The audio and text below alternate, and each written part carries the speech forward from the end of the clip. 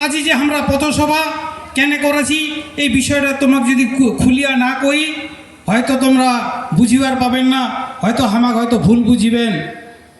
তো কথা হয় যে তৃণমূল কংগ্রেসের সাথে কেপিপির দীর্ঘদিনের সখ্যতা, কেপিপির তৃণমূল কংগ্রেসের সাথে দীর্ঘদিনের সমঝোতা বন্ধুত্বতা আজিকার না হয় 2011 সালের থেকে তার আগতে যখন মুখ্যমন্ত্রী মমতা ব্যানার্জি রেলমন্ত্রী ছিল সেই সময় থেকে আমার সাথে বন্ধুত্বপূর্ণ সম্পর্ক। আমরা নিজের ভাষা কৃষ্টি সংস্কৃতি ইতিহাসের দাবি করিবার যায় বামফ্রন্ট সরকারের আমলে আমার মানুষ বহু অত্যাচারিত হয়েছে, শোষিত হয়েছে, বঞ্চিত হয়েছে, নিপীড়িত হয়েছে। আমরা মায়ের ভাষার দাবি তুলিবার গেছি ন হামাক জেলত বন্দি করিয়া রাখিছে।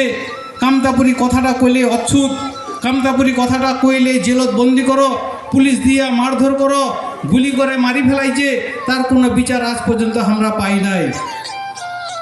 এরকমভাবে অত্যাচার সহ্য করিতে করিতে 2011 সালে যখন মুখ্যমন্ত্রীর সাথে মমতা বন্দ্যোপাধ্যায়ের সাথে আমার একটা বন্ধুত্বপূর্ণ সম্পর্ক তৈরি হইল, সেই সময় আমরা তৃণমূল কংগ্রেসক সমর্থন করিয়া বামফ্রন্ট সরকারক চিরতরে এই বাংলা থেকে বিদায় করিন।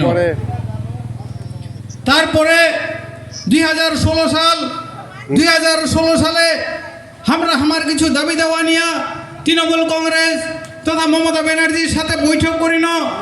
আমার দাবি ছিল কামতাপুরি ভাষার সাংবিধানিক স্বীকৃতি।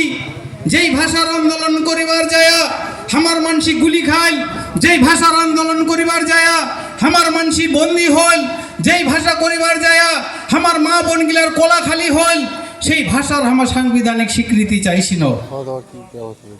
আমরা চাইছি না উত্তর পূর্ব ভারতের মনীষী রায় সাহেব ঠাকুর পঞ্চানন বর্মার জন্মদিনের ছুটি ঘোষণা, উত্তরবঙ্গ ঠাকুর পঞ্চানন বর্মার নামে বিশ্ববিদ্যালয় তৈরি করা।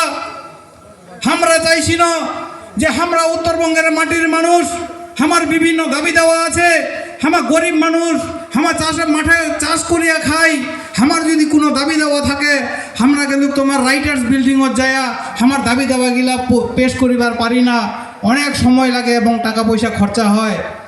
আমরা যদি একটা চাকরির জন্য দাবিও রাখিবার যাই তাহলে আমার কলকাতা যাবার না গেলে হয়।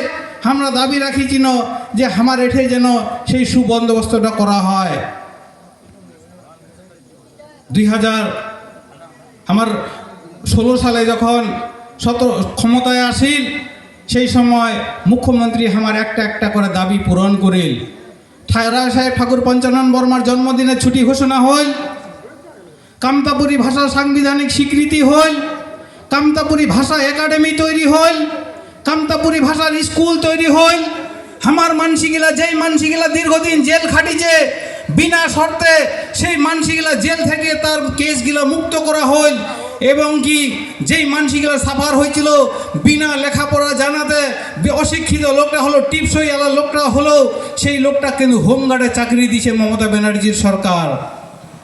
আমার মানসিগুলার জন্য যে মানসিটা টিপসই দেয় বিনা ইন্টারভিউ, বিনা ভাই বিনা পরীক্ষায় সরকারি চাকরি আজই হয় না আমরা জানি, কিন্তু হোমগার্ডের চাকরিগুলা কিন্তু মমতা ব্যানার্জির সরকার আমার ছাওয়াগুলা কিন্তু দিছে, আমার মানসিগুলা দিছে।